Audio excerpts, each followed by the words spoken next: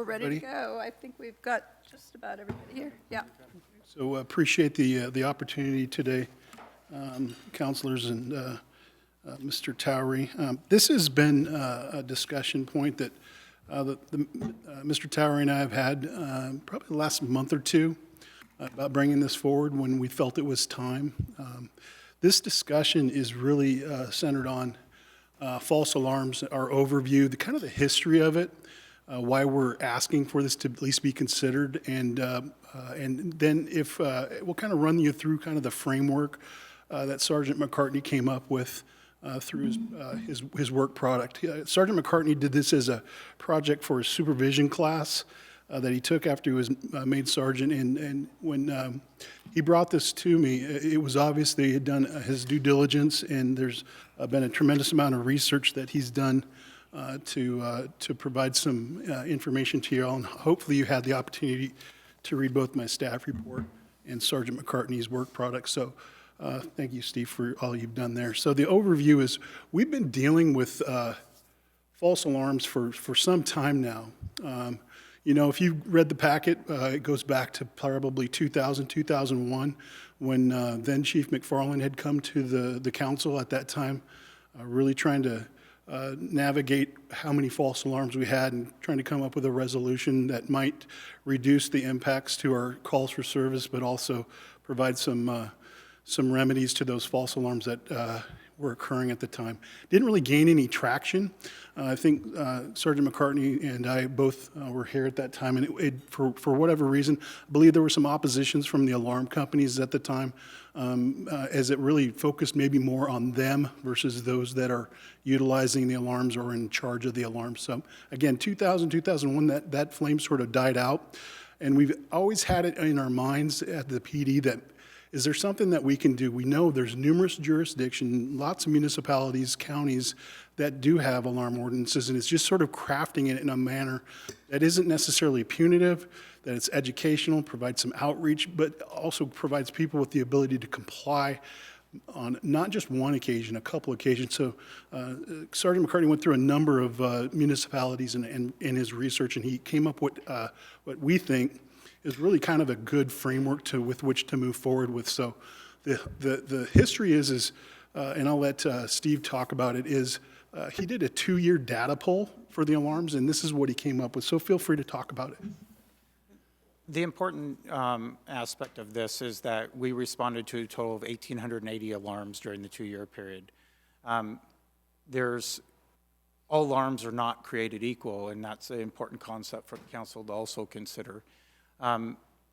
The false alarms were 1,778 of that, or 94.6%. Supervisory no responses when we've got multiple alarms in quick succession at the same premise. And so after the first couple, the supervisor will say, hey, we're not going out there again the third time, fourth time. Only 8 of those 880 resulted in an actual crime event that was documented. There was actually 12 total, but 4 were related to the area rather than the alarm itself. That comes up with our 1,880. Again, all alarms aren't created equal. There's a difference between intrusion alarm or a premise unsecure alarm and a robbery alarm. And I think that is something that should be very clear to the council, is that during the same time period, there were 148 robbery or hold-up alarms.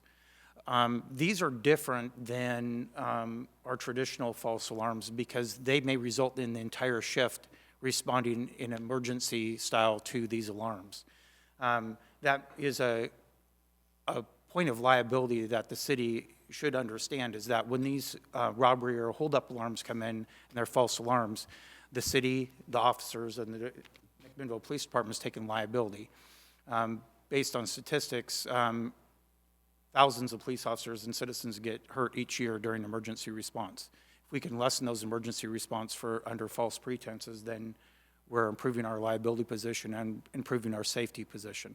Yeah, so the resource commitment that Sergeant McCartney alluded to is just that we're usually sending a minimum of 2 to these alarms, but you got to factor in also the resources that are diverted to these false alarms.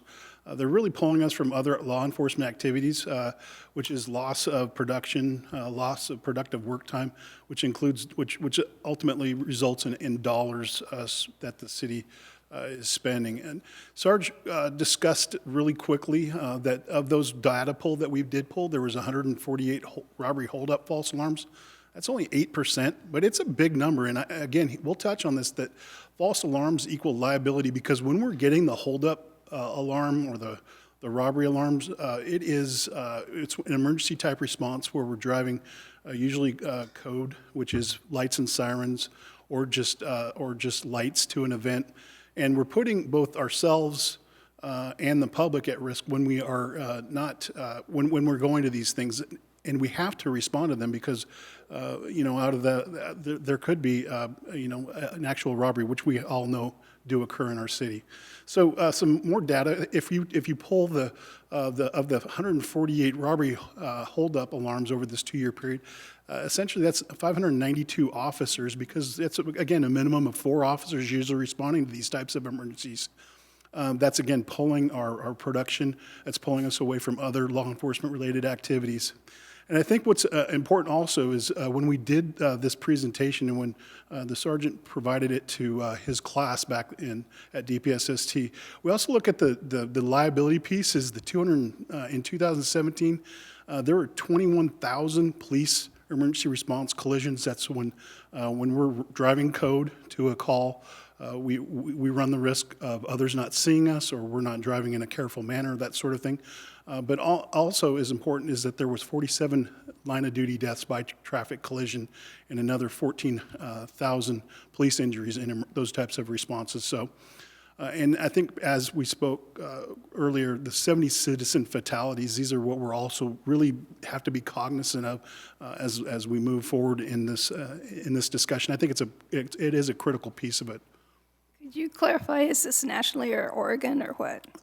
This is nationally. Okay, thank you. In 2017. I just wanted to clarify that, that's all. We'll move on. The cost of false alarms, we did a cost analysis based on what we've had over the last 2 years.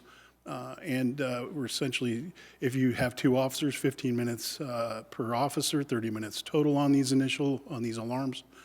You look at this and you're running up a bill of about $31,000 in lost productivity. That's not without roll-ups, that's just base salary. So again, we're talking about costs in there. It's got to be an equation, we believe. So what's the proposed alarm permit requirement? And I'll let you touch on this. There's some importance to this, and it's not only for tracking false alarms and helping them through the proposed ordinance, but there's a huge information piece to this, and that provides us opportunity to contact those business owners, those residence owners, to determine how we can assist them. It provides us numbers for if there's a self-activated panic alarm, how we get a hold of them by a phone, who relatives or other people associated with the premise are. So the goal is to have all alarm systems, whether private or commercial, permitted. Now, again, the goal is to grant us some authorities and some information that we don't currently possess. When we currently went through our dispatch CAD system change, every alarm system that had gone on in the previous 3 years, they had been sent a letter, and only like 30% responded. So we lost 70% of our data regarding potential RPs, business owners, everything like that in that transition. So this is not only an attempt to mitigate and help citizens prevent false alarms, but it's also for us to gain valuable information for investigations, for determining whether somebody's hurt, whether they need assistance associated with these alarms. So again, we discussed this. It's the front end of this is going to be education prevention heavy. I would envision, and my suggestion to the Sarge was that we would wait, that this would be a calendar year rollout, not necessarily a fiscal year rollout. It just makes maybe a little bit more sense. It provides us a greater amount of time to provide those lead ups and those contacts with those alarm companies, because it is incumbent upon us to provide them with flyers, provide people with the ability to become permitted and to get them themselves in line. So I did also have discussions with one of our local alarm companies, a very big company who had opposed it previously. But he is now on board with kind of the way this thing is crafted, is that, again, it's not targeting necessarily the business, the alarm companies. It's really the users, the people that own and maintain those. So he's also said that he'd be willing to, his company would be willing to provide the education outreach within his mailings or billings, et cetera. So again, heavy education, prevention information on the front end of this thing, should you all decide at a policy level to move forward with something like this. The alarm permits is suggested under this proposal. You can read, this is for failing to obtain or renew an alarm permit. Essentially, within 10 days, you essentially have to get a permit. And the good news is, under this proposal, is for a residential person, somebody that has a private residence, the permit's free. It's an annual permit. The suggested for the commercial alarms would be that it is a $20 annual fee for that permit. And again, we're just looking for the ability for them to get that permit, get their information on file so that we have access to it, so we can build that database and we can build the information and how to contact people after hours, et cetera. And I think the important concept here is that this is the first compliance piece. We've educated them now, that time of permitting. We've provided them with information how to prevent false alarms regarding permitting. And again, this is a piece here where we don't wish to be punitive. I don't think it's right for citizens or businesses. So if they fail to obtain an alarm permit, we'll still respond. However, they would be in violation, and they'd have to just basically go and get the alarm permit. It would be a correctable violation. So if you were issued a citation for not permitting, merely permitting would deal with it. Right, so you would essentially waive that municipal court fine. Person comes in, they show they've caught compliance, and then it's essentially, like we mentioned, it's a correctable offense. This is just something that we want to get people involved in. When you say correctable, assume that's similar to if you pull somebody over who doesn't have a current driver's license or doesn't have current registration, you issue a ticket, but they can correct that violation by getting their driver's license renewed or permit showing evidence of that. That is the idea, is that not all violations are created equal. Like, you have no brake lights, most people wouldn't know about that. Merely going in and getting a safe vehicle and fixing your brake lights and providing us proof of that, it becomes correctable. The goal is to get compliance and have people have a safe environment to operate a vehicle in. This is providing us with information so we can serve them better than we are currently serving them. What are typical municipal court fines? Asking from the perspective of not wanting somebody to take no action if there's, oh, well, I got cited for this, but there's really no fine and I'm still not going to go get my... The fines range based on violation level. The base fines for a Class D violation are $115. The base fines for a Class C violation are $160. A Class B violation is $265, and a Class A violation is $440. Again, that's base fine. Those are not the maximum fine. The magistrate has the opportunity to fine up to $2,297 for a Class A violation. However, that is not a frequent occurrence. And again, our court is basically a community court that works with people. And again, this would be in line with our court's wish to work with our community members. I assume as well that each day of noncompliance would be subject to a potential additional citation and fine.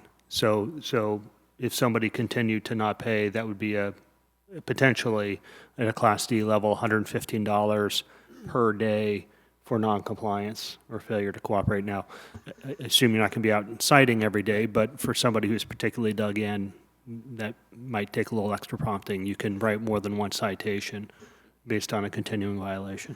And generally, the way we deal with it, if we deal with let's say, I stop the chief and he has no brake lights, there's a window of opportunity to go ahead and have that corrected. And generally, it's a 30-day period for violations to make that happen. But after that 30 days, certainly I could see where if they got another alarm and they had not taken care of it, they could be issued an additional violation. Obviously, people's lives are different. We take that into account. We want, again, reasonably for people to comply and not be punitive in nature. So the first, go ahead, I'm sorry, Councilor Garvin. All this data is just intrusion alarm based, right? It doesn't have anything to do with false fire alarms. As far as like the false alarms and whatnot, none of it encapsulates all the false alarms that the fire department goes on. These systems generally are dual systems, so it would provide additional information to the fire department as well. But this particular ordinance would not be associated with fire alarms. They already have a program in place that deals with chronic false alarms for response. Okay, thank you. So again, our goal is not to ever not respond to these alarms. And as you can see in the draft that has come with your packet is the first two false alarms. There's no penalty associated. Subsequent alarms, 3 and 4, you can see there is a scale that is a minimum fine with also the maximum fine being $115. So you see, we are again, not in it to make money, but we are in it to make people ensure that they know how to operate and run their alarm. If they don't, we end up with those users in the residential commercial area that have 5 or more false alarms. You can run the risk of being issued citations based on failing to take corrective measures. Again, and part of this is that we're asking these folks to come into compliance, to figure out their alarms. If they've got an alarm system that is broke, which is oftentimes the case, it's easier not to spend the money, but we still are responding, whether it's a weekly or monthly basis, it doesn't matter. These are happening, and we want to shift these folks from the mindset of, I don't care. We want them to come up with a plan that articulates how future alarms are going to be prevented, much like our chronic nuisance properties. We ask them to come up with a plan to mitigate those issues. And then 2, if there is an inspection repair work order that needs to be done to get those alarms fixed. If you do that, again, correctable offenses, the fine goes away, you're corrected, you've come into compliance. I'm sorry. No, just when you're at a natural. A second or subsequent violation of failing to take corrective measures, the fines could be not less than, well, it would not be less than $200. So again, we're giving the folks in a calendar year the opportunity to mitigate and fix these chronic issues that we are dealing with at the alarm level. So the report was really data rich, so I apologize if this was already answered in there. But of those 1880, how many users are there, so to speak? So how many people are seeing this type of repetition? Councilor Dropkin, it's kind of hard to understand that. If it's a private dwelling, it's kind of easier to separate them as one user or 2 users that are associated.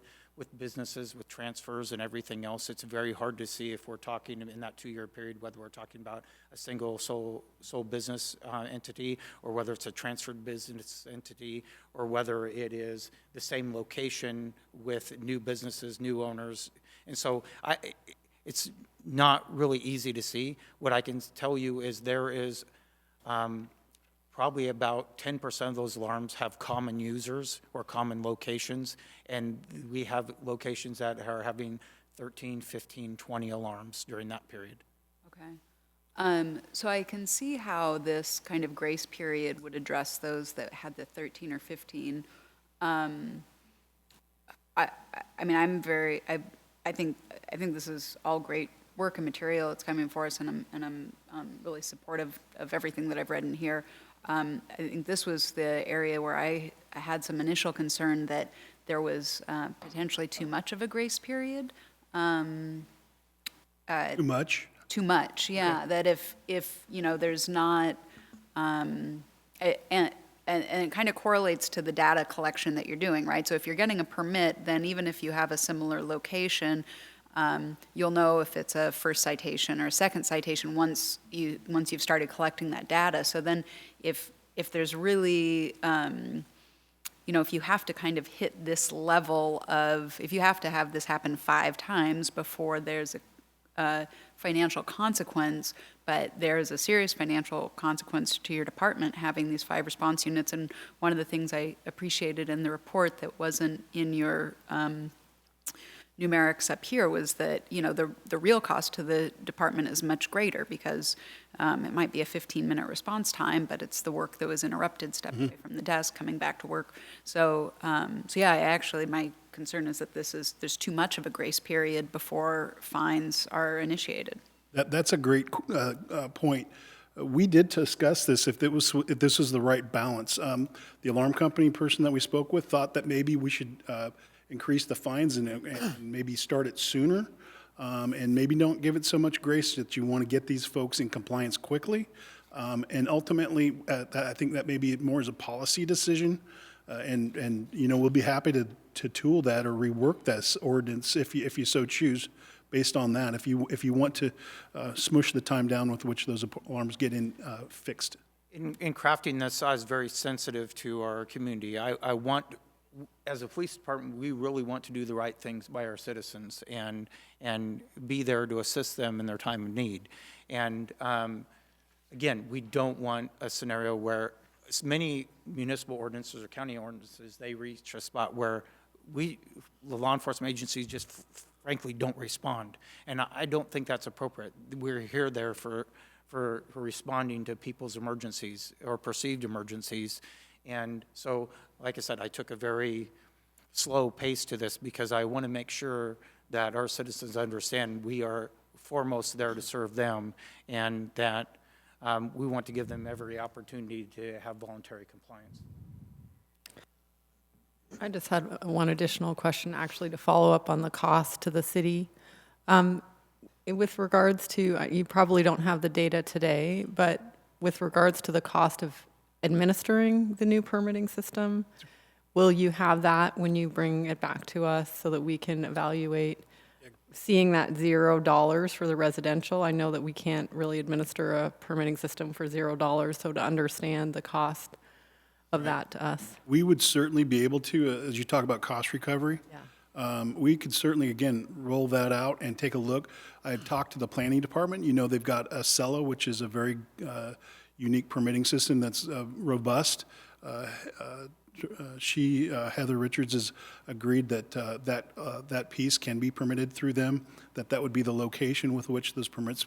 But also, I do recognize that cost recovery is important, and if we choose to roll that up into some sort of the administrative time that it takes to review and then issue that permit, I'm certain that we can get that information from Heather Richards. I think that would be helpful just for us to have an understanding. When you're making a policy decision, you can decide not to get full cost recovery, but it would be nice to know what full cost recovery would be. You bet. We can gather that data. Thank you. Anybody else? Okay. So you said that you're making about 75 calls a week that are false alarm calls. About what percentage of the total calls that you make is that? I mean, how many calls per month are you? Oh, well, on average, last year, our calls for service, and correct me if I'm wrong, we just did the 2018 data, and I think we had 34,000 calls for service, about, give or take, and that's everything that we're responding to. That's from our phone call, suspect contact, FI. That encompasses everything that our office responded to, so it's got an individual number. It's not individual officers. It's that incident required a number. So 34,000, I believe, is what our data was last year. Well, we're talking about 75 a month. Many of the calls are citizen-generated calls where they have an issue and they contact law enforcement or 911 or through our dispatch center. And those, honestly, in a lot of ways are not controllable. you know, we can, by proactive patrols, which this would free up time for more proactive patrols, but through proactive patrols, through relationship with citizens, we can probably try to do it. But our reality is as our community grows and as our citizens become more mobile and we become more tourist-driven and we do all those things, those calls are going to rise. This is one of the areas I identified where it is a controllable type of call, and that's why we've gone after it. While it's only 75, a little over 75 and a half a month, those are controllable calls because all but less than 0.5% of them are in fact false. Right. And so that's why this issue is not that we might identify other issues later on that we may bring towards you, but this is an initial attempt to start to do some things that we know happen to be a very low risk, low reward type of scenario. Okay, thank you. Of the 34,000 calls that come through the city, how many are actually resulting in a dispatch? Everyone usually, well, Everyone. I would say the vast majority come through YCOM, our dispatch center. There may be a few calls that come in through our front office, but also remember that is officer-initiated stuff, so self-initiated field activity too. So by and large, a vast majority of those are coming through our dispatch center. You said you talked to one local alarm company. We have a couple of them. You tried to also reach out to? Yeah, I did. Thank you for, I appreciate that. In fact, I had communications from 2 alarm companies, one person that I was able to meet with in person. The other one provided me some data that they had reference the number of subscribers that they had, Xfinity, specifically Comcast. I reached out to another alarm company, D&D. They did not return my communications, but I was able to meet with A&E, Mike Ellsbury. And you said that at least one of them was pretty supportive of? Yes, and that would be A&E. They were. I don't want to put words in his mouth. It was not something that he was. His gut reaction was no way. It was very much, well, this makes sense. We're looking to find correction in people's behaviors and fixing alarms that people have let go for whatever reason. It'd be good for their company. And Councilor Peralta, the environment has changed a bit in reference to alarms also, and that is that normally it was through a provider like D&D, A&E, and now it's Amazon. They're very cheap to obtain. And so we'll probably see a big change in the number of alarms because now we're talking about not only low-cost alarms, but low-cost video and intrusion systems that can be provided for less than $100. So even an apartment renter could have these alarms now. They're not traditional hardwired systems like they were traditionally. And so, again, we'll probably, as a community expands, we'll probably see an expansion of this type of response also. And based on the data that I've got from the 2 that did reply, we're thinking somewhere in the formal type of alarm systems, there's a couple thousand roughly in the city. So if the point of this is to try and catch this before because I think your point is well taken. The cost of these have come down significantly. They're more widely available, so we'll probably see more of them that result in more false calls. How do we? I mean, I can understand going to say A&E Security and having them provide information to their customers about the licensing aspect of this. But how do you make that work for somebody who goes through Amazon or through some of those other? That's an excellent question. That's another, we have to do a better job of educating those. And then when we do respond to those alarms, because some may be hooked up into some sort of a monitor, some may just get the flash to their phone and say, hey, I've got an issue, and we respond, and that's when we're going to pull our data in and say, hey, we've got an alarm here, please permit. That's when those communications ramp up. But how to get that out is, I think, a media blitz, essentially, is asking those that do have a system, specifically those, all of them, but the free ones are like kind of a no-brainer to me. It's like free, permit, please. And that's the main way I see it happening. Maybe as you go out on these false calls, is there some materials that you might have options Certainly. to take out with them to? Absolutely. And along with this packet, there was a bunch of proactive educational material And again, when the people permit, they will be provided a packet of information, how to prevent false alarms, how to prevent police response. And again, that's the goal, is education up front, especially prior to permitting, and then again at permitting, and then steps along the way to re-educate and bring them into voluntary compliance. What do we have built into this ordinance as far as somebody just had an alarm installed and they're still figuring out motion sensors with animals in the house and things like that? And that's why, quite frankly, the first two violations are without penalty. There is a built-in cushion, because everybody, if you have an alarm system, you know at one point or the other you've messed it up. Those are not the people that are a problem for us. Usually they will call and cancel, they will do things to say it was done in error. Quite frankly, the most issue we have is with businesses failing to train new employees and chronic activations every day at 7 o'clock where they're opening up, or every night when they're closing down, because they change management, they change employees, and then all of a sudden they're having chronic alarm system problems. And or those that are traditional systems, that are hardwired systems, they're older, the sensors have gone bad, they don't take the time to have them inspected and repaired, and those two classifications are probably where we're going to see most. Residences, with few exceptions, we don't have a general problem. I don't think most residences have 2 false alarms in a year, so they would never get caught in this. However, again, it's the council's decision how they scale this and where they bring in those steps. What I brought forward was suggested steps to do that. And how the ordinance is written right now, how I read it was that if you're one user but you have 5 sites that have alarms, you're going to pull 5 permits? Correct, per site. Per site. Okay.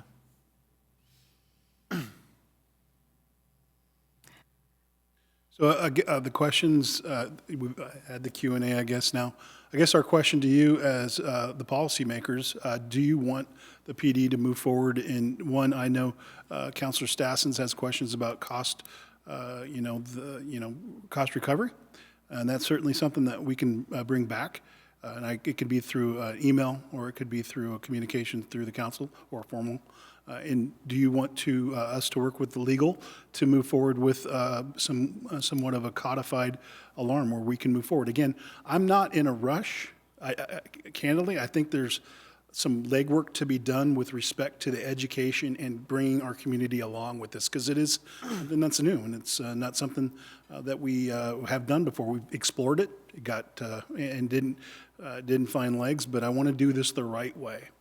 Chief, you're basically saying if this proceeds the way you're anticipating it, there would be this year to educate people, and then it would start officially 2020. You are correct. That would be my goal. A good, after the ordinance is drafted and we really nailed some stuff down, if it's 6 months, if it's 5 months of that formal rule education out to our community, that's the way I would prefer it. So everybody's got the chance, say, when we say, if it's Jan 1, we're rolling with this, and it provides everybody a chance to get caught up with where we're at. And we've got people that are willing to do it. It's just the processes and things like that. Could everyone get licensed or whatever before the end of the year? January 1 was licensing. January 1 would be the license. And we've talked about, in all fairness, is having a dual rollout, January 1 and July 1, like January 1 for businesses, and July 1 for residences. That would, based on the way it goes, that way our planning permitting won't be overburdened. We have manageable levels of data coming in, and also it gives residences, private citizens that are not running businesses, more time to be educated. So that would be January 1, 2020 and July 1st, 2020. Correct. Okay. And again, with businesses, we have some advantages because we have the Downtown Association, we have Chamber, we have some different vehicles to actually market to them and let them know this is coming, whereas residences, we have more limited opportunities. So it would be something like putting out in water and light bills that this is coming, public education through social media, through education and contacts on alarms. But again, I think that type of scenario is would to us be a very workable scenario, is is a dual roll-in. More of a question for Jeff. Is this license going to encapsulate any information that we don't anticipate to grab through a business license? Well, certainly for the residential alarm systems, that would be a different universe Yeah. of permit holders than for the business and commercial activities. Not likely, although for most alarm systems, there are a number of people. There's typically a call-down list for the people who get contacted if the alarm goes off. That may or may not be the same kind of contact information we'd need in the event of a fire or some other sort of an incident. So there could be some additional information gathered through this process, but fundamentally it might be very similar to what we would consider for a general business license if the council moves forward with that at some point in the future. And that's one of the reasons we are sensitive to timelines. We're very open because we understand the council has other business before them, and this may be a process that's easier with business licensing to require permitting at the same time. And so obviously, it makes a lot of sense that way to do so. And that's why there are suggested fees, because again, if you're business licensing and you have a alarm permit, maybe that's a different fee. I don't know, that's up to your review. But again, we have an open time frame because of those other considerations that are before the council, that this could be a dual permitting process at one time. And for businesses, residents is something different, obviously, but again, we're very sensitive to that, and we want to make sure that your desires are there. Yeah, I guess from my standpoint, I would just like, if we're going to move forward with the business license, to encapsulate this into it and not have a, for lack of a better term, like a double dip approach. Sal, how do you feel about it? I think that makes a lot of sense. In preparation for this hearing, I noticed that the Urban Institute has a pretty good policy paper on other jurisdictions that have adopted these ordinances, and depending on how rigorous they do it, the reduction was about 60% of false calls, and ones that seem aligned with what the chief and the sergeant are talking about, all the way up to 95% in Salt Lake City, where they don't allow police to be dispatched until a private security company has gone first. I'm definitely in favor of moving forward with this. The suggested timeframes sound reasonable to me. And similarly to Wendy, I'm interested in some of the cost recovery and kind of beyond that, tying some of that and true cost recovery, the kind that you talked about more in the report of it not just being the 15 minutes of dispatch, but the buffer times on either side of that, and then tying those numbers into the penalties. I'm also very supportive. I appreciate all the work that you did. The report was excellent and a lot of really, really good data. And especially in light of the fact that we're going to be having more alarms probably coming up. So it's only going to be an escalating issue if we don't, do something to help to educate and make sure that people understand how to minimize that. So yeah, I would definitely be interested in seeing more. And I like the idea that Adam brought up about making sure that we don't have duplicate permits. If we can make it as efficient as possible, we could roll it into the business license. That would be helpful. Okay. Thank you.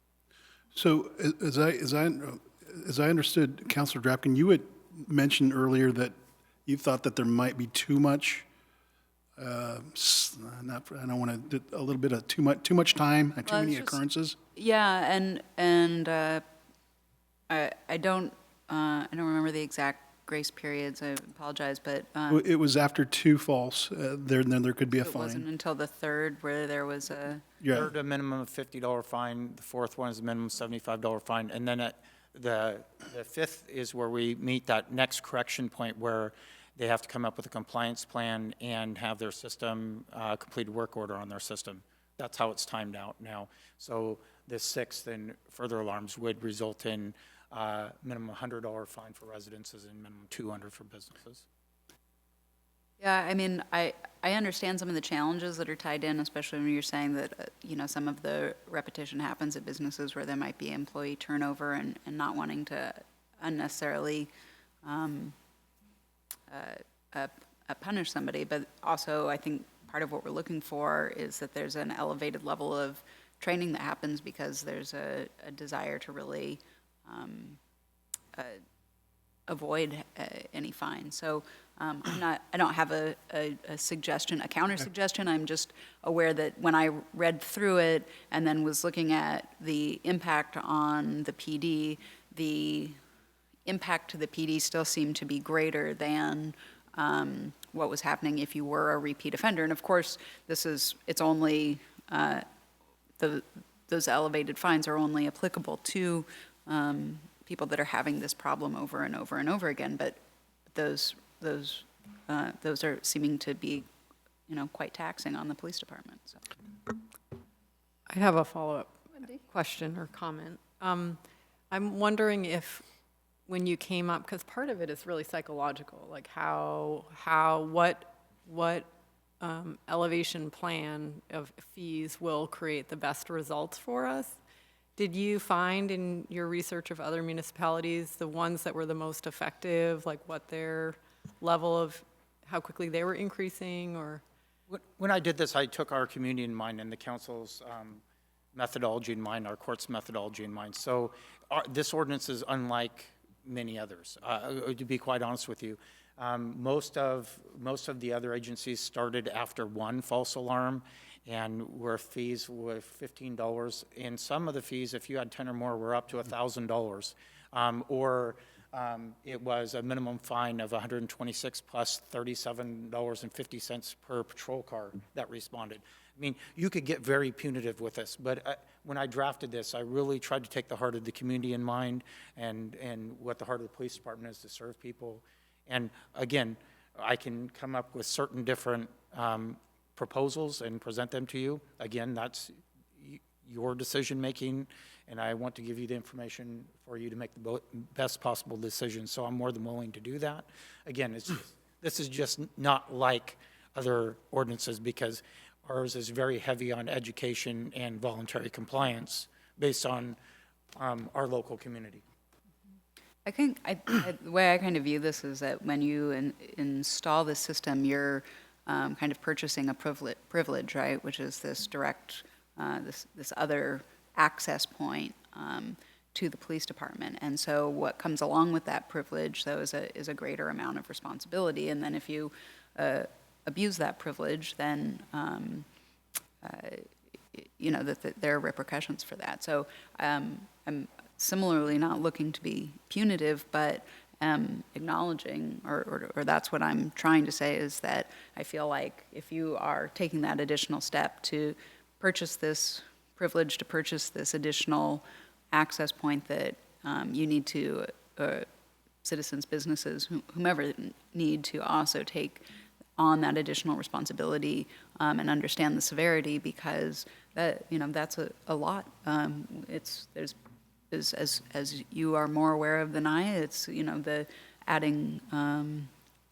We had this very long period of being understaffed at the police department, and if you're getting 1,880 calls per year, I mean that's not an insignificant number of calls, with only a 0.4% being for any actual activity. And I think it's also fair to acknowledge these are risk points too for officers and citizens when they engage, because officers are going to unknown locations and engaging unknown things. So, and I talked a little bit about in my proposal that is if you go to something and it's always not there, there can be a complacency piece to this, and that's a significant officer safety risk. And that's not something we want anybody to do, because if you go to 1,880 false alarms and only 8 of them are real, what is your natural human nature is to say it's not real, and then all of a sudden it is. That's a risk point that you're not prepared for as an officer. So, I mean, there's that profile to it also, so Crying wolf. be aware of. Well, I would think, given the fairly long lead-in that you're anticipating, oh, I'm sorry, am I cutting somebody off here? You're not cutting me off, but I would like a word. Okay, well, go ahead then. I was just going to say, I appreciate Counselor Drapkin's comments about the, maybe taking a stronger stance on enforcement, but I actually think you kind of hit it pretty well as is. I think that with these alarm systems, if you have a problem with the system, it might take, even over the course of a weekend, you might have 3 or 4 false alarms on the same piece of equipment, and it would be, I don't think, particularly fair to use up all of those 3 in a very short period of time. So I think that your ordinance kind of takes that into account, or your proposal. So I actually like the way it's written now, personally. I think it's an improvement significantly over what we have, and I think I would just suggest we take the staff suggestions that they came to us with, and if it shows to be a problem that continues, maybe ratchet it up down the road. That's my view on it anyway. I tend to think that there would be some discretion with that, though. If you did have somebody setting up a new alarm system, a responding officer is not going to show up the second time a couple hours later and say, oh, well, here I'm back, and this time you're getting, just like an officer wouldn't follow somebody with a tail light out and pull them over every couple blocks. There would be a certain amount of discretion. Perhaps some middle ground here could be that we could see a couple of options to work from, not for any make work, but to just see if there's a fit other than the first one suggested. And certainly, we could say is a false alarm is any alarm that occurs within a 24-hour period. We could work with legal counsel to say, you put some safeguards like that in. Although Councilor Drapkin is very forward that we have discretion, and we wouldn't cite somebody 3 times in a day for that. That's not something we do with a vehicle violation. It's not something we would do in this scenario. But again, if it makes you feel more comfortable, I could try to draft language with counsel that says that alarm within a 24-hour period is considered one to be false alarm, or something of like to take that and make sure that there is not that scenario that would ever be contemplated. Yeah, it's something that was perhaps beyond their control because the alarm company was not being sufficiently careful either, or responding to what they needed. And just to clarify, you had mentioned that there's administrative where if you see that that's happening multiple times, they don't dispatch, so the cost wouldn't be there for us. You had mentioned that in your report, that they can administratively say, this is a false alarm, we've been there Right. already. The non-response, the no response calls. Yeah, that. On-duty supervisors have that authority. There are certain times, as there's weather safeguards within the proposed ordinance. Also, if we have a Columbus Day event and everybody's alarm's going off, that's beyond a user's control. Obviously, there are scenarios here where the patrol sergeants have safeguards, and they say, hey, we've been dispatched, they're having a system malfunction, don't respond to it. We have that authority, and that will continue. It isn't limited by this. And again, the goal is to have voluntary compliance and bring people to points where they're getting their systems fixed if they need repaired. So as I hear it, we'll bring back a little cleaner draft with some cost recovery information to plug into those, not the permitting piece of it, but the fine piece of it. Well, permitting also. Permitting, okay. Oh, yes, the administrative piece of the permitting. Perfect. Got it. You bet it. Got it. Gentlemen, thank you very much, particularly you, Sergeant McCarthy, for doing the research and everything and putting the report together. Chief, we really appreciate all the information. Thank you both very much. All right, thank you.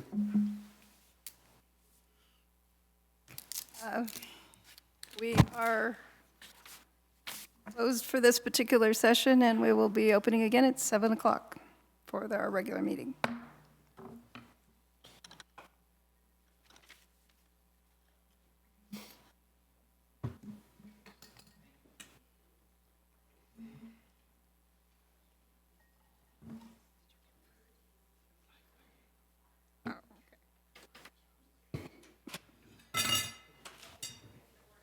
Yes, I know you're. I was telling Robin it'll probably be pizza. He'll really be in trouble. I know, right? I just want to make sure it was okay, because that would have been hard to resist.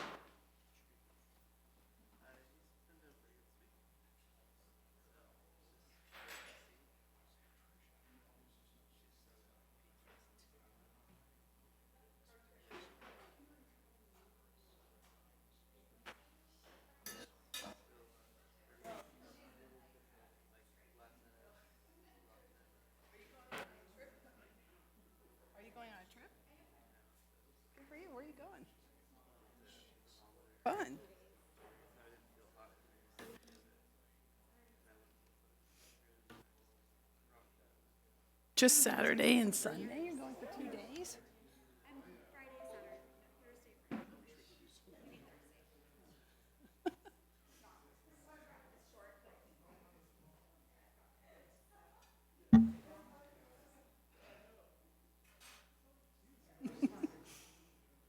Oopsie. I hope this is my most recent one.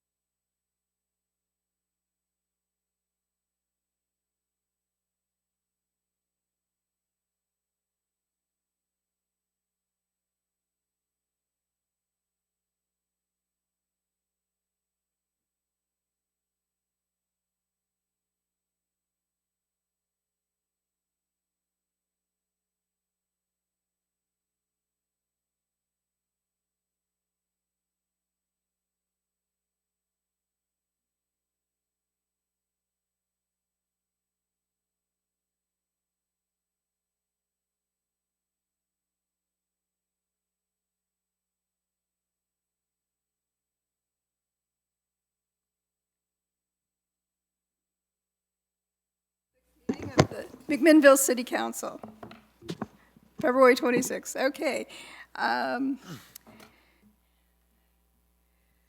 Let's see, I would like to announce that Mayor Hill and Councilor Gary have been, each have excused absences for this evening. And then comments from citizens.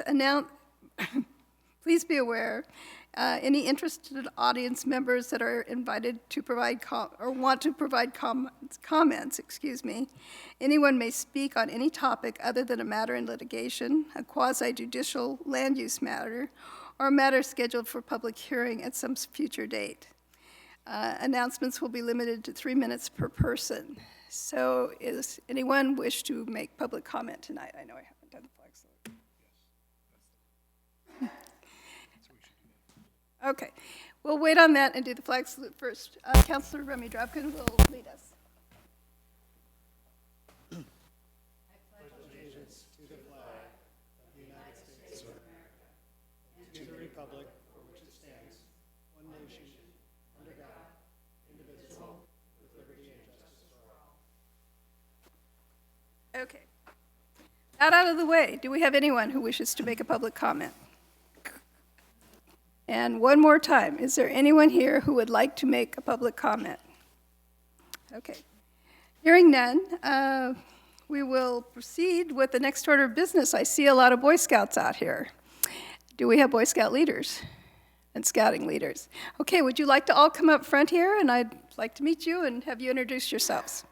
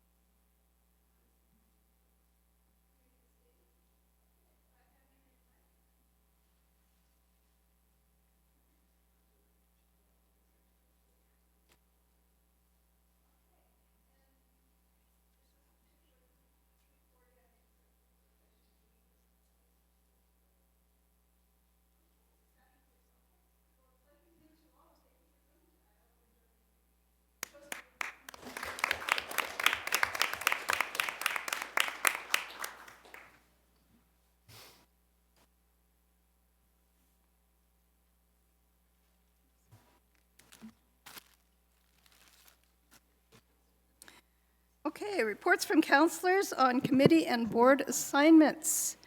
We're going to try and limit these to 3 minutes each tonight. Counselor Dropkin, would you like to begin? I would love to. I did get a clear warning beforehand that I was only allowed to talk for 3 minutes right now.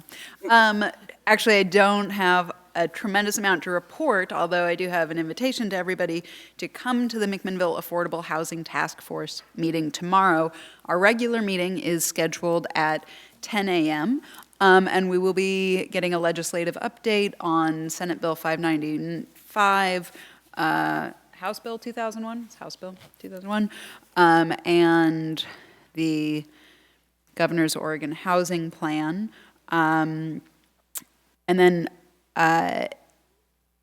we'll also be receiving an update on our housing needs analysis. And before that, at 9 a.m. at the same location in the large conference room in the planning department. We'll be having a meeting regarding a potential floating zone for the city of McMinnville. That'll roll right into the regular affordable housing meeting, and then that floating zone will also be discussed in the affordable housing meeting. And I did want to make the council aware that while on our safe overnight parking program, we currently don't have any sites that are actively using the partnerships of Champion Team Recology or the independent businesses that have sponsored porta potties. We do have approximately 6 sites in the city, so there are, because of the passage of our ordinance, there are about 6 sites where people are being provided with some housing by friends or neighbors or family members that would not have been allowed without the passage of that ordinance. And then we do still have sites in development. So we're currently working with a small handful of business and independent and government partners to get some sites operational, and they're in different phases. Some are in contract review, and some are trying to pair families to those sites, but we do have sites in development using those partners as well. That's all I've got. Remy? Wendy? Really good, Remy. Okay, we have not had a MURAC meeting since the last meeting. Our next meeting is next Wednesday for anybody who would like to come. Not this Wednesday this week, but next week. Always in the planning and development building. But what we did have was we had our first 3rd Street big group meeting, which includes not just MURAC, but also citizen advisory committee that have been selected from the community. And we had the planners that will be working with us on deciding that. They gave us a presentation, which was excellent, and included the history of 3rd Street. Sorry, I keep blocking you out. The history of 3rd Street. It was a really good presentation, and it talked about all of the iterations of plans that have happened to date so that we can kind of understand the what we're continuing with. And also, we talked with a lot of citizens who have lived here for a long time about, you know, like what we think are untouchable things, like we have to make sure to preserve versus are open to change. And so there was great discussion, and then walk downtown. I'm not sure what the next step on that is yet. We haven't heard about that, but that's started, which is exciting. So probably more to report after we get more farther along in that. Thank you, Wendy. Adam? We had a YCOM meeting on the 14th, which I missed due to some family health things. And we have an airport commission meeting on the 5th of March, which is a week from today. So if you want to learn all things airport, that'll be in this building. I am going to meet with Patty and go over what was handled at the YCOM meeting. And there wasn't really anything big on the agenda for that. We were just working through the possibility of billing for not just when services are actually dispatched, but when YCOM takes a call. So to encapsulate more of our work session tonight, YCOM's typically only billed an end user, us, the city, if units actually went en route and left the station or something like that, where now when a call is generated and they have YCOM staff take any sort of information, they're going to bill the end user, being us, the city. So something to keep in mind. They'll actually bill the user, not the city? Or the city's a user for YCOM. Oh, okay. Yeah. All right. So if it's a Sheridan call, they'll bill Sheridan. If it's Mac, they'll bill Mac. Oh, terrific. Okay. Sal? Thank you, Counselor. I had my first meeting as our representative on the Parkway Committee. The only real issue of import to report from that is that the mayor and the others on the committee are in Washington DC this week, or on their way to Washington DC, trying to secure the remaining funding for the bypass. So we wish them luck in that endeavor. For Mid-Willamette Valley Council of Governments, Councilor Drabkin mentioned Senate Bill 595, which is a bill that I testified on last week that would allow local jurisdictions to apply 30% of their transient lodging tax towards affordable housing projects in the community. The testimony that I gave was heavily dependent on staff analysis, and so I really appreciate the work that Tom and Heather's did in terms of that work on your committee, Remy, last year. I'd like to congratulate you, Councilor Drabkin, on achieving the first 6 placements authorized through that car camping program. Even if it's not well reported yet, I think you deserve some credit for that. Finally, with regard to the Mid-Valley Council of Governments, I'd like to congratulate both our city and our planning director for having a lot of success. The Mid-Valley Council of Governments had its annual awards dinner last week. Heather Richards won the award for sustained commitment in support of regional intergovernmental cooperation, basically just for having a great 2018 for our city, very well-deserved award. Also, the city of McMinnville won a regional cooperative project award along with the cities of Carlton, Lafayette, Yamhill County, and Mac Water and Light for the work that they did in the cooperative effort starting in 2011 to establish a regional water solution. So congratulations to all of those folks. Could we just give a brief clap out here for Heather? Well done, Heather. Are these like the technical awards at the Oscars, like where we don't get to see your speech, or? Speech. The last thing that I wanted to call to the council's attention is that in our goal setting last month, we discussed addressing the economic health of major regional economic employers, and I got a call from the associate counsel at Cascade Steel today who was asking us if we would send a letter to the legislature addressing the importance of the steel mill as both a regional employer and a recycling entity. It's the only steel mill currently operating in the state of Oregon, but there are concerns that the Green Energy Jobs Bill that's under consideration will uniquely impact their operations, and they're quite concerned about it. Yes, I think as a city, we definitely should support a letter of endorsement for them. Can I ask a question in your report? Could you elaborate a little bit more on the endorsement or the letter that you sent, not the endorsement rather, but the letter you sent on Senate Bill 595? What would you like me to elaborate on? Was that on behalf of the council, behalf No, of you? I was on my own behalf and the Mid-Valley Council of Governments, but I think it would be good if our city also weighed in support of that legislation. Okay, and then moving right along, we're now going to listen to our department heads. Do you have anything to report, Chief?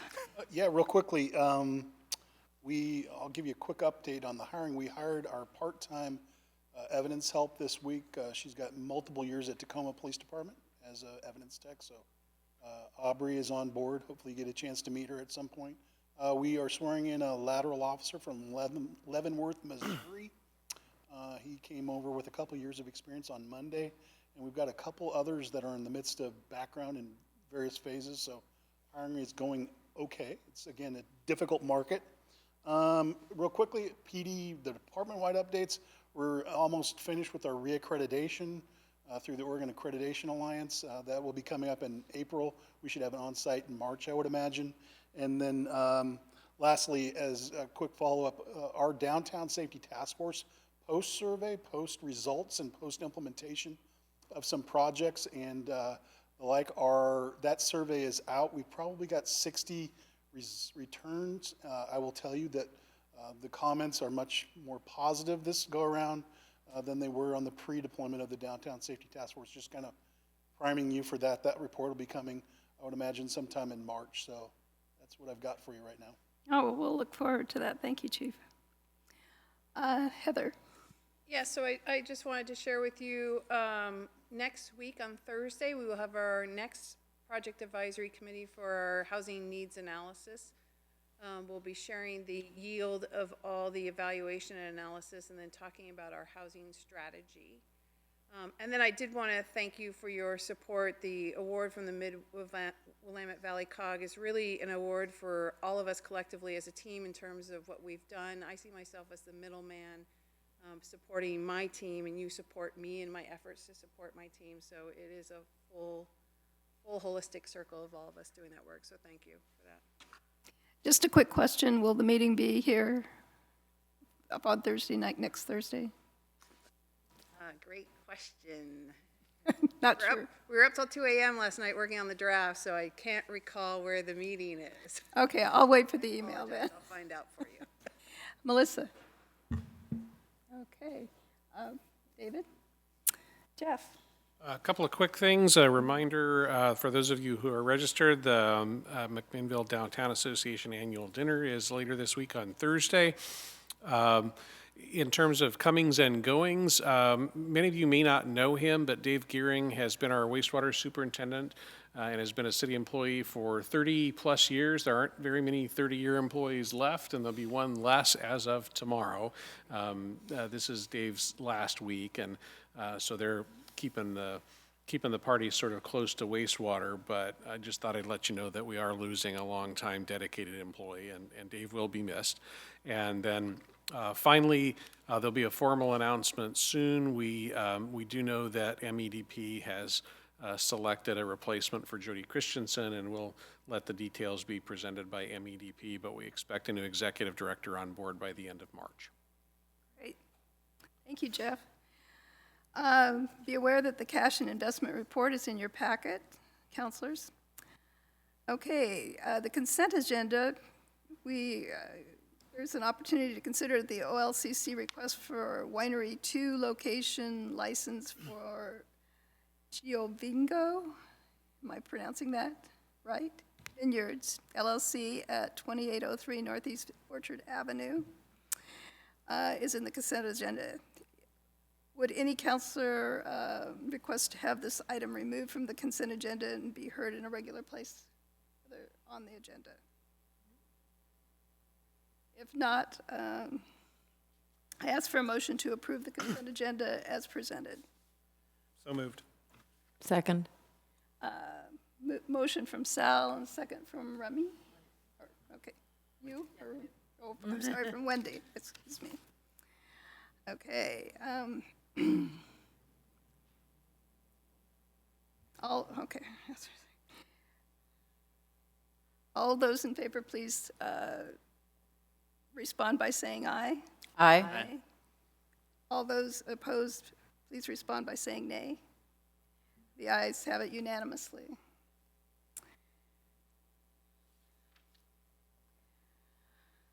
Okay, resolution number 2019-15, a resolution appointing a member to Affordable Housing Task Force.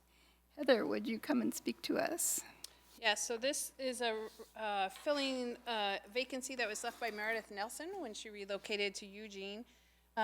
We are recommending that you appoint Shannon Carefoot from the Willamette Valley Medical Center, so still representing the hospital and the business community in this position. The recommendation, as our past recommendations have been, when someone's coming in to fulfill a term that expires in less than a year, we are recommending that they fulfill that term and then be appointed for the next 3-year term.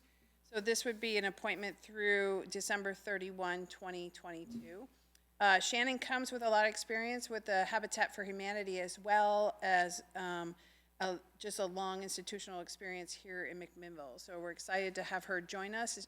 She was recommended by both the chair and vice chair of the task force, which is Councilor Drapkin and Councilor Menke, respectively.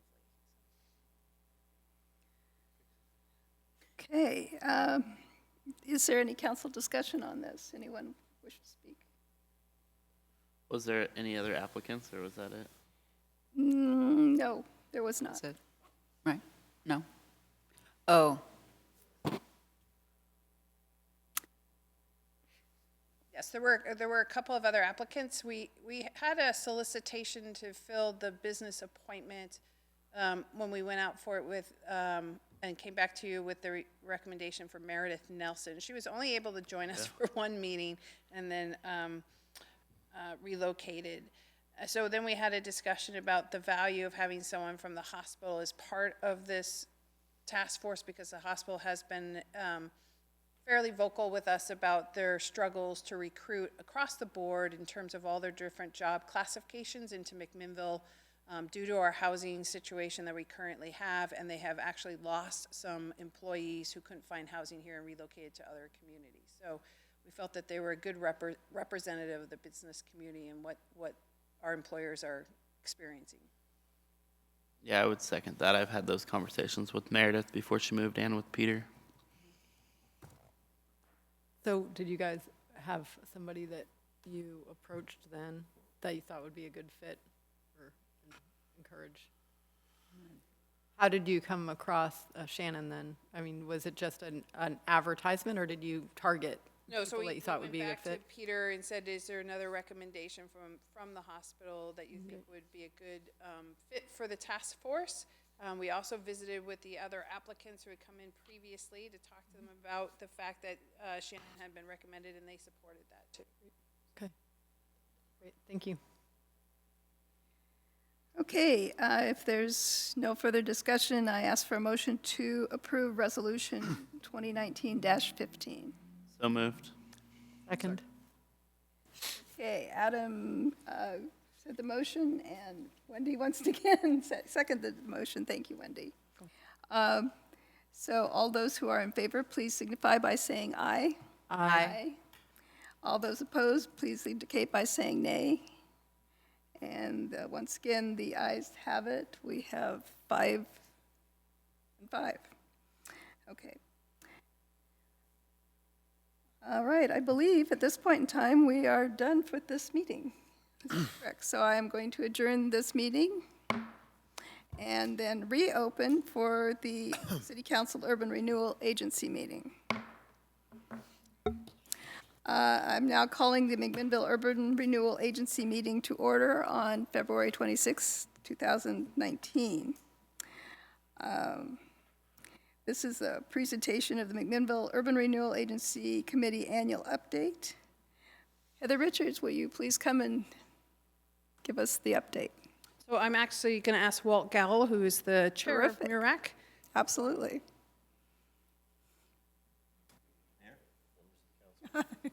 Council President, please. Acting Mayor. Council President. Ms. President. So Walt was the chair of the McMinnville Urban Renewal Advisory Committee last year and was voted in again this year. Walt probably runs the most efficient meeting that I've seen as a staffing committees for 20 years. So excited to have him continue in that role. What we're doing tonight is giving you the annual update for MIRAC. So the work that they've done for you as the Urban Renewal Board over the last year, and then some of the next steps that we're talking about for next year and a couple of years thereafter. So both Walt and I are here to answer any questions you have and as we go through the presentation. So what I would like to always start with is reviewing what the Urban Renewal Plan is. That's our job, is to implement that, why there's an advisory committee, who's on the committee, and then the accomplishments in the last year. So the advisory committee, the purpose for it is they're a citizen advisory committee to you. They make recommendations pertaining to policy, to budget, to implementation of urban renewal projects and programs that are identified in the Urban Renewal Plan. So they're really the stewards of moving that plan forward and continually checking to make sure that we're implementing the plan as originally adopted and coming to you as a decision-making body with recommendations. They do have some of their own authority. You have given them authority to make decisions on facade improvement grants up to $5,000, and so they are making that at the local level. The membership, one of the things that happened in this past year is the membership was originally 7 members. It was expanded to 9 members. We came to you with a resolution to expand it. And that was on the basis that we're underway on some larger projects, and then we thought there was value in bringing some additional members to the table. The membership is comprised of stakeholders that are business owners, property owners, and community members. It also is comprised of what I would describe as members of the community who have been here for a long time, as well as some new members. So there's a good representation there. And there's a lot of institutional knowledge about downtown and the efforts that McMinnville has engaged in downtown revitalization for about the last 20 years. Not to date anyone that's on the committee. And then we also have ex officios from the Mac Water and Light. The mayor sits as an ex officio, and the executive director of McMinnville Downtown Association. The plan itself encumbers both the district. The plan implements projects in the district. The district itself is the downtown area, as well as the Northeast Gateway District that is bounded by Alpine Avenue and Lafayette. So the city center, more or less. It was adopted in July of 2013. We're coming on 6 years of the plan. There are 13 projects outlined in the plan. The 13 projects, when it was first adopted, was costed at about $20 million. The maximum indebtedness allowed in the plan is $30 million, so all those projects are expected to have some sort of inflationary rate associated with them. And it's a 25-year plan. So those are all memorialized in the plan as adopted. These are the 13 different projects. I always like to remind people, because this is our charge and what we should be working on. 4 of the projects were actually also encumbered in the transportation system bond and have been partially completed through that effort. So the 5th Street project, 1st and 2nd Streets, downtown signals, and another 2nd Street project. There's the opportunity to come in behind that with some sort of additional urban design amenities if we choose to do so in the future, but a lot of the infrastructure was already constructed through the transportation system bond. So those we've sort of been watching as we go, but we have shifted them to the side. If you look at the date as to the time frame when it was expected the projects would take place, so the urban renewal plan not only identifies projects and costs associated with the projects, but actually identifies incrementally when these projects should take form in the district. We're not held to that, but it's a good guidance. So we started looking at those programs. The development assistance program is meant to take place throughout the 25-year plan. And then Alpine Avenue was one of the first projects identified in there. So it had a start date of 2016, and that was the first large project that the Urban Renewal Agency undertook by doing half the project and contributing $2.2 million with the transportation system bond to get 4 blocks of that project done. We then looked at, okay, we're early in the in terms of collecting the tax increment, so presumably urban renewal districts generate more tax increment over time because it's collecting the taxes that are generated off the improvements that happen when the district is formed. So we wanted to have a discussion about, since we have bonded for Alpine Avenue and we're now paying that bond, what is left in terms of how can we maneuver today and how do we plan for another future big project and when would that take place? So we did put a financial feasibility together for that, and it looks like the next time we'll be able to really bond for another big project is 2021, 2022. This was based on a financial feasibility before the Atticus Hotel was built, so this could change a little bit, and we're watching that, but it has sort of guided some of our discussions about when we should be doing the smaller incremental projects and how to plan for a big project, and that you will see on our overall work plan. Our next big project that's in the urban renewal plan is the 3rd Street Streetscape project. That's a $2.5 million project, again with a start date of 2016 through 2022. And the intent behind that was to do some design, community discussion, and then implement it towards the end of that period. So the Urban Renewal Advisory Committee looked at that financial forecast and made a decision that we now should be starting to plan for a larger 3rd Street Streetscape improvement project sometime in that 2021-2022 period as we continue to watch the financial feasibility of the Urban Renewal District.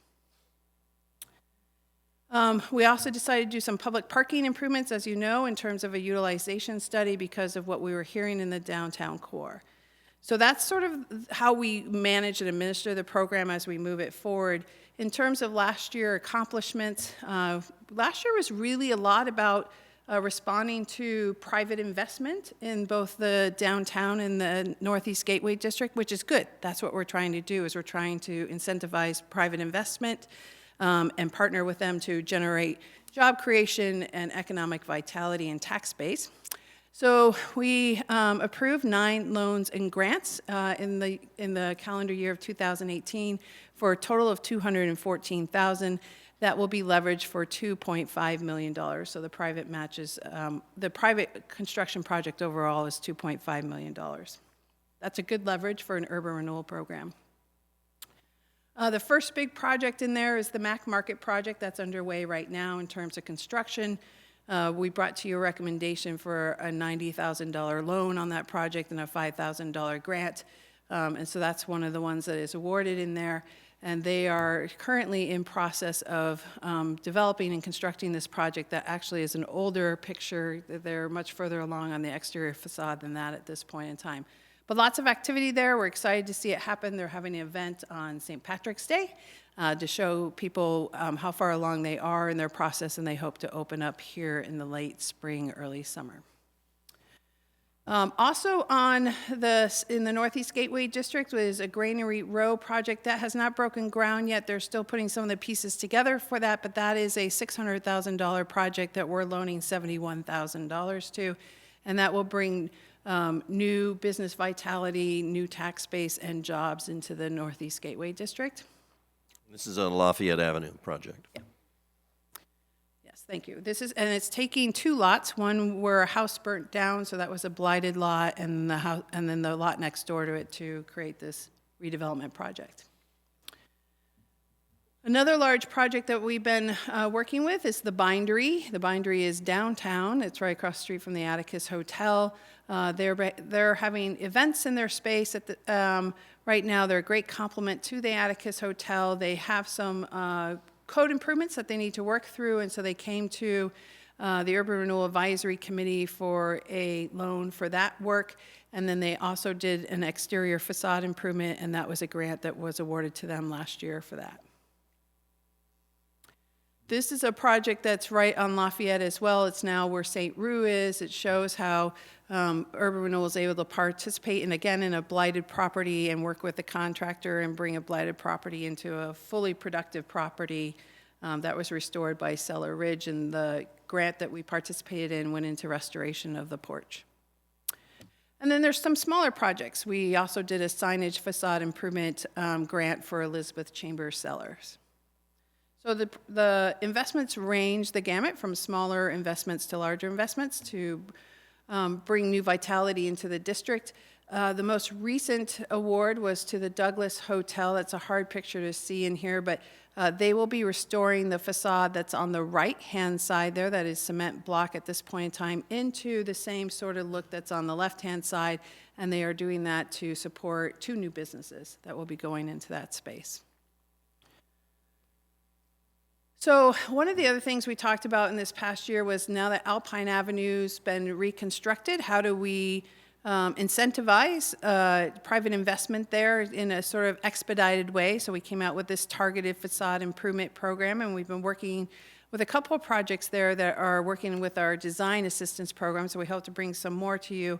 But just on the ones that we've already done, you can see that there's 3 large projects, Mac Market, Granary Row, and I'll talk to you about the 3rd project, that are all sort of spanning that length of Alpine Avenue and Lafayette to create some energy and vitality there. The last site is a site that's been the vacant site in that area on the corner of 9th and Alpine. We've had a lot of different people looking at that. This is a project that we actually aren't participating in with the loan and grant programs, but certainly the urban renewal investment in Alpine Avenue is the one that stimulated the interest in that property. This will be a tiny home caravan lodging, so there will be 6 to 7 different tiny homes there that will be used as lodging in the area. Very similar to the Caravan Hotel that's in Portland, and that is moving forward into permitting right now. The Third Street Streetscape project is, like I said, about $2.3 million project identified in 2013 plan. And it just started this past year. In fact, Councilor Stossens was just sharing with you earlier that we just launched our project advisory committee for this.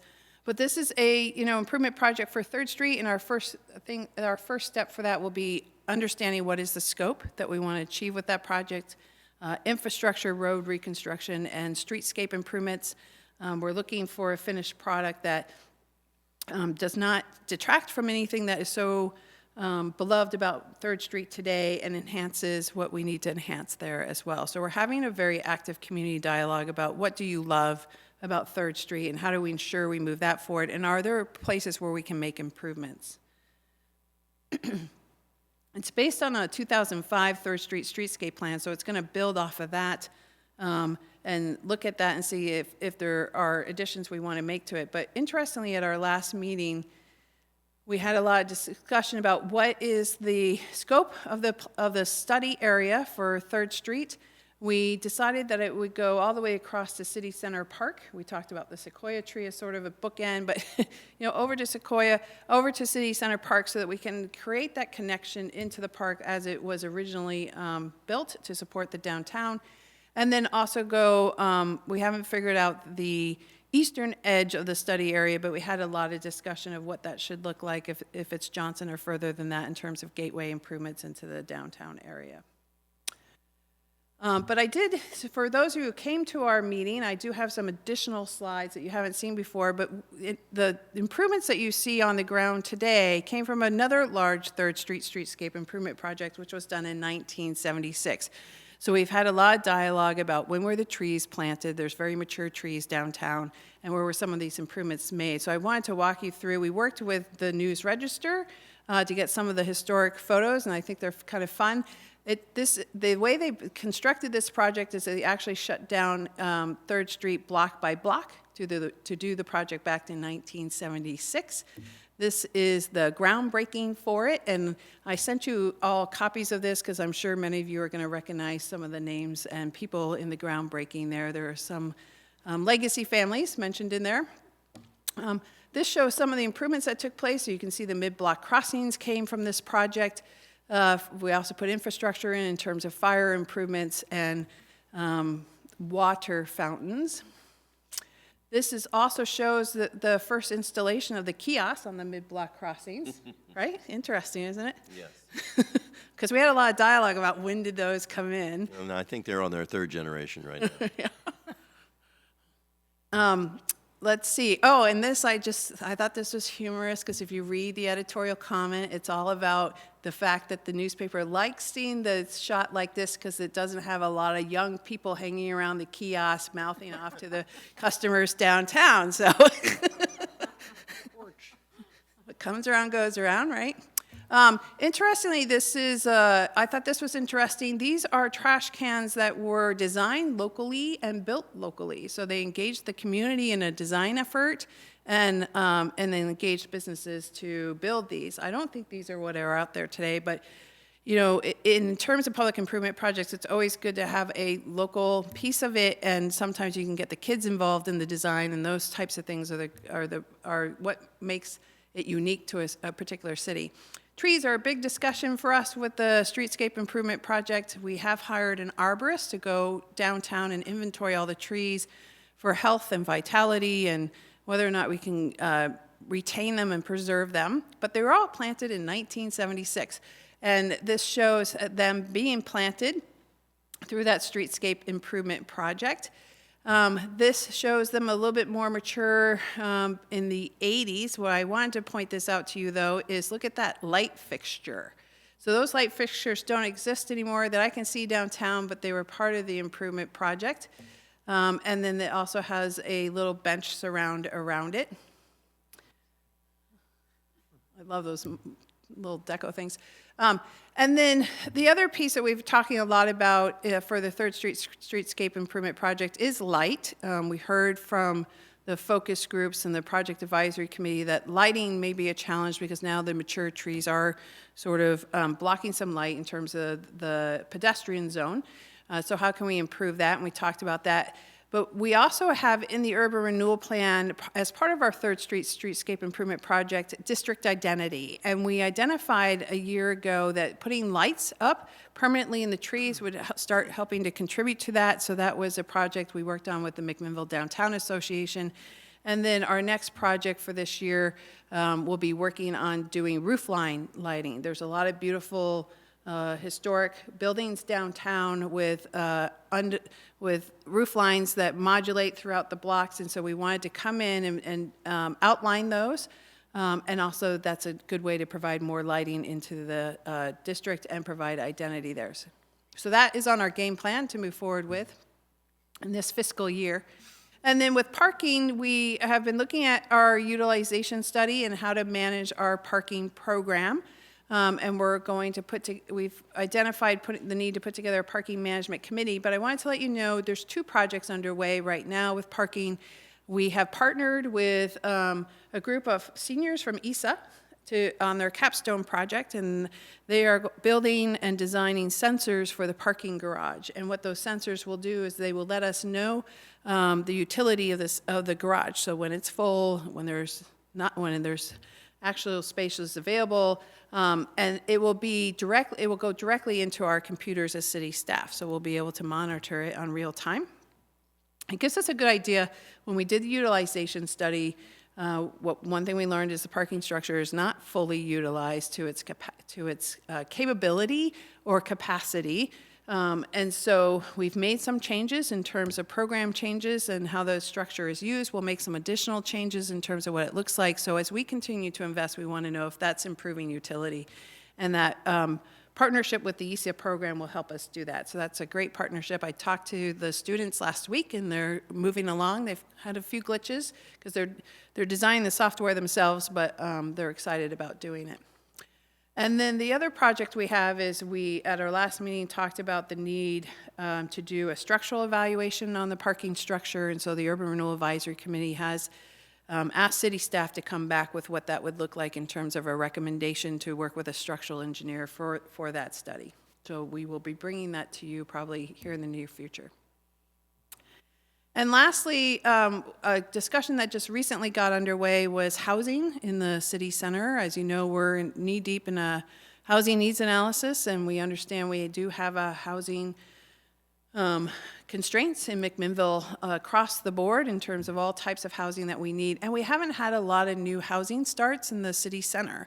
And so we talked about how can we utilize the urban renewal program and the city center in terms of its infrastructure to incentivize higher density housing and bring some new housing into McMinnville. One of the things we're learning in the housing needs analysis is that our future demographic, our 2 largest generations of our future demographic will be millennials and baby boomers, and they are both looking for the same type of housing product type, which is an urban amenity, so in a city center close to amenities and a smaller footprint. And so this is a great opportunity to try to respond into that emerging market that's growing here in McMinnville. And then we also know that we need both affordable and higher end housing based on our housing needs analysis. So is there a way to leverage into the city center to provide both of those needs as well? We want to do it in such a way where we're balancing the historic housing stock, the neighborhoods around the city center, and the historic buildings that are downtowns to make sure that, you know, if any new higher density housing comes in, that it's compatible with the form and function and is human scale so that it continues to build upon and enhance the environment that's downtown today. So that will be a very careful, thoughtful discussion in terms of what that looks like. But we are calling it a city center housing study, and we're moving forward. We're trying right now to contract with a vendor so we can move forward with that here in this fiscal year. Did you want to say anything about last year's accomplishments? Well, let me just comment briefly. I always enjoy this meeting because I get to say so little. And the less I say at meetings, usually the better. But Heather's given you a very good summary of what the advisory committee has been talking about and doing and recommending, much of which you are already aware of because much of the major pieces come to you. The completion of the Alpine project brought to a close the kind of phase 1 of the major activities of the committee and the completion of the Atticus Hotel downtown was an example of a successful partnership between the Urban Renewal Committee and the board and the private local developers to facilitate a significant facility with significant additional employment downtown. I think that part of what's happening with the Bindery is a result of that partnership that's developing with that new facility across the street, and hopefully there will be a synergistic effect there that is enlivens that for the community. The mini grant program has continued to be active. The parking study has been illuminating and interesting and provocative, and has given us a lot to talk about and think about, and there are some funding going on in the current year for parking, and I think there's more to come. As you may have seen from the program, there's $1 million contemplated for parking improvements within the original urban renewal plan. So how that gets utilized is an interesting yet unresolved discussion. One of the things that is impacting on that, and I think that Heather went to a conference this past year, which she came back and reported on, which had a big impact on me, and that is that much of parking has to do with private vehicles. And one of the questions that we are trying to look forward and project into the future is how much will automated private vehicles and the new technology in vehicles result in shared vehicles within the urban area, resulting in fewer parking spaces being utilized by more people because of the shared vehicles involved. That we don't know. We're just on the cusp of autonomous vehicles, and how that's going to impact us in the next 20 years is not entirely predictable. But one thing we do know is it will impact parking and the need for parking and where it should be. And it may, because of the autonomous nature, you may end up with parking in more remote areas with cars that drop off people in downtown to do their shopping and then pick them up when they're ready to leave, but park on the fringe in the meantime. It's an interesting topic which is far from resolved. The funding of an inner-city housing strategy is just starting. The committee has committed a significant amount of funds to trying to look at what is a strategy that will succeed, and how does that fit with urban renewal in terms of property acquisition and providing incentives for the various types of housing that the downtown core needs to have. The targeted grant program that we've undertaken on Alpine is starting to bear fruit, and we're seeing a revitalization of that area slowly starting to bubble, and I think that there's going to be more to come on that. Finally, we are just now launching into the downtown Streetscape project, which was really the incentive for the entire downtown movement starting in 1996 with the task force and the Task Force 2000 report, which evolved into the downtown master plan accepted by this council, which evolved into the 2005 implementation grant that resulted in a more specific plan that identified specific downtown streetscape and improvement projects.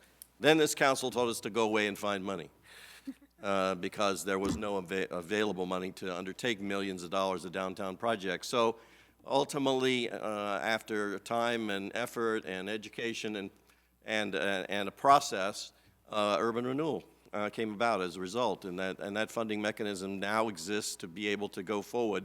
It is a funding mechanism which is not immediate, and it grows upon itself.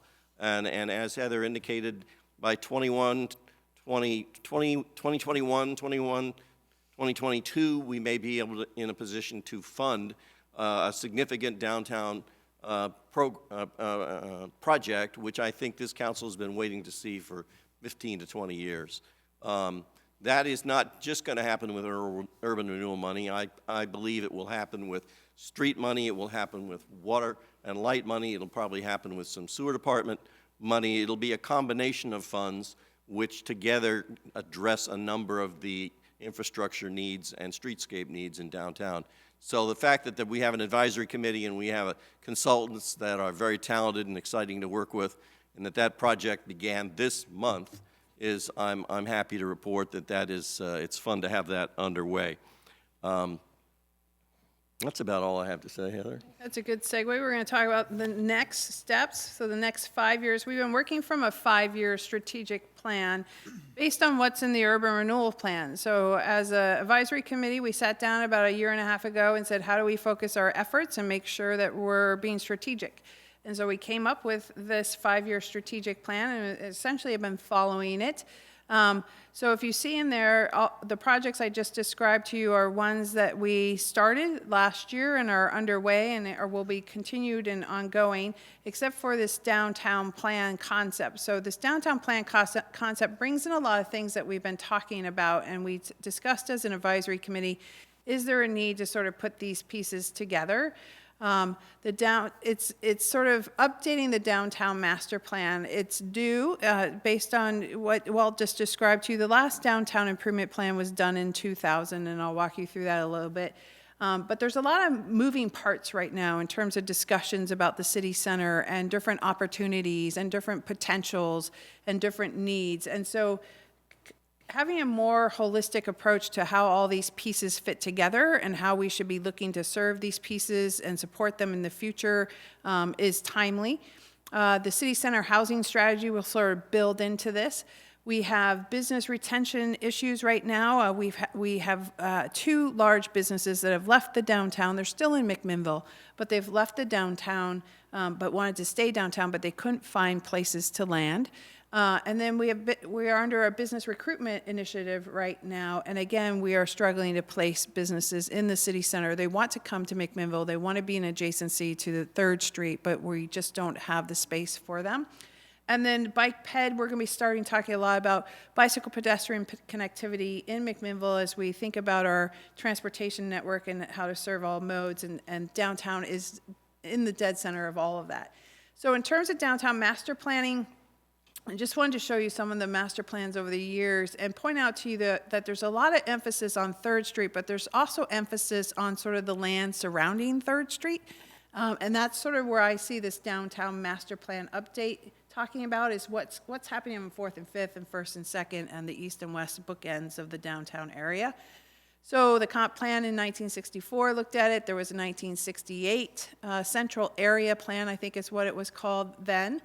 Plan for Central McMinnville, excuse me, but you can see it looked a lot at what are the opportunities on the adjacent streets to 3rd Street. In 1973, there was an effort to, again, look at the north-south activity as well as 3rd Street, and maybe that's what started that 1976 project, I don't know. This is the 2000 downtown improvement plan that Walt was talking about that we've been following, and the urban renewal plan essentially is based on this. However, in terms of economy and what we should be thinking about is sort of the next layer. So how do we take the 2000 downtown improvement plan, which was really focused a lot on 3rd Street and how to get to full vitality there, and now start talking about the whole city center and how it can sort of serve some of these other moving parts. We have this Tech Terroir initiative that McMinnville Economic Development Partnership put together, and that is in the city's economic development strategic plan that you'll see next month. And it's all about attracting what we call the Silicon Flight. So people who are leaving the Silicon Valley and are looking for places to land in terms of quality of life, and they can work electronically from their homes and commute down to the Silicon Valley when they need to. Bend went after this type of economy a couple of years ago and have been very, very successful. And many think that McMinnville can sort of be the sister of Bend in terms of those efforts on a different scale because of the quality of life here. So we've had that happen. We've had several people come here who have started their business or brought a partner and started with 2 and have grown to 6 or 7 or 8. Those are really the basis of an economy, and we want to make sure we have space for them. So if you look downtown right now, there is a second story going on a building that's right near the Taylor Dale building. That is a building that was bought by someone who came here to build their tech company, has been growing that tech company, grew out of the space they were in, and they were trying to find a new space, and eventually just bought the building and decided to build a second story on it so that they could grow into that, so they could stay downtown. Those are the types of businesses we want to continue to encourage to come to McMinnville and find a place for. This is the story of TTR. And now the same story is for In Springs Living. So these are two companies that are large employers in McMinnville with family wage jobs. TTR grew from 2 to about 120 over 7 years. They were in the downtown area. They loved being downtown. Their employees loved being downtown. They grew out of their space, and they couldn't find another space in downtown. So they had a conversation with their employees about, do we stay in McMinnville or do we look for another city center area to locate into? Their employees wanted to stay in McMinnville, so they did buy a piece of property out on 3 Mile Lane, and we still have them in the community, which is good, but they are still interested in being downtown. The other story for that is In Springs Living. In Springs Living has several buildings downtown.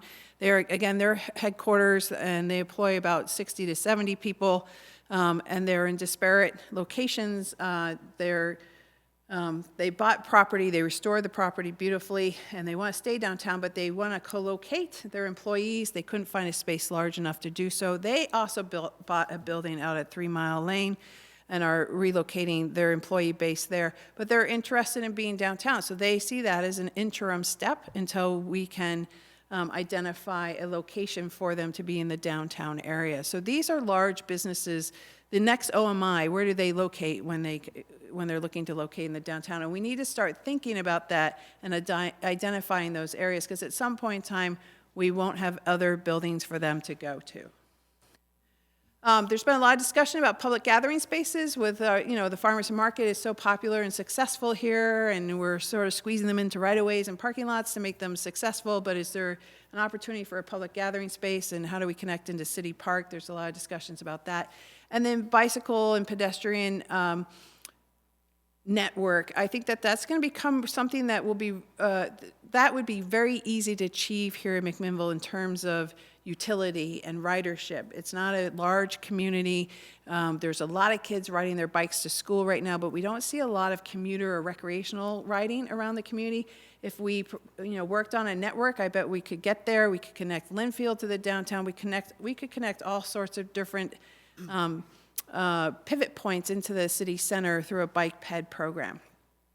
And so it'd be interesting to see how that plays out in terms of a downtown master planning. And then the last discussion is connection. So we're having a lot of discussion about how do we connect the Northeast Gateway District and the downtown in terms of walking to the two areas. We are meeting actually next week, I think, with stakeholders to talk about what does that look like, how do we work with private property to make that happen, where's the best route for that to take place, what type of investments do we need to make in that regard. And we want to do it in such a way where it's really thoughtful about what's the future look like in between those two districts as it builds up, so that we can make sure that we're investing in the right places. So next year's projects, which actually we haven't talked about at MIRAC because we ran a little long on our last meeting, but we'll be talking about this next week, is a recommendation that we continue the 3rd Street improvements, that we, the city center housing strategy, I think it's going to straddle into next fiscal year. We'll start looking at a downtown master plan update, continue the property assistance program, continue the district identity improvements in terms of lighting if we haven't accomplished that in its entirety this fiscal year, and then looking at more parking management opportunities. And I think that is all I have. Council, any questions? Remy? Thank you. Wendy? No, very well represented, and I'm excited, we're all excited to tackle the projects for this coming year. A lot of exciting stuff happening. Adam, any questions? A very well done report and very exciting information you presented. I don't know if I have a favorite, but you got a lot of awesome stuff going on. Yeah, thanks for your work, guys. Sure. It's very exciting to see what you're doing. I very much enjoy attending the MIRAC meetings. And there's so much more going on besides that. So If I can make one final comment. At our last meeting, we had somebody that Heather knew from Redmond, Tom Kemper, who is, I would say, one of the premier developers of affordable housing in the state of Oregon. He came down and spent an hour and a half visiting with us about possibilities for McMinnville, and it was really a great discussion. And he's a tremendous asset to the state, and we were lucky to have him come visit with us. He said he would come back and talk to us. And so I just wanted the council to know that kind of discussion, this is an advisory committee that's made up of really talented people, and it tends to draw a lot of visitors. So we have very well-attended meetings. The public has involved itself in the urban renewal program, and so I continue to think of that as one of its strengths. I think that we're looking positively and favorably in terms of moving forward on these projects in the coming year. Thank you. Thank you. So if there are no further questions, I believe we'll close this meeting. And thank you both very much for coming and speaking with us. We really appreciate all the information. So we are adjourned.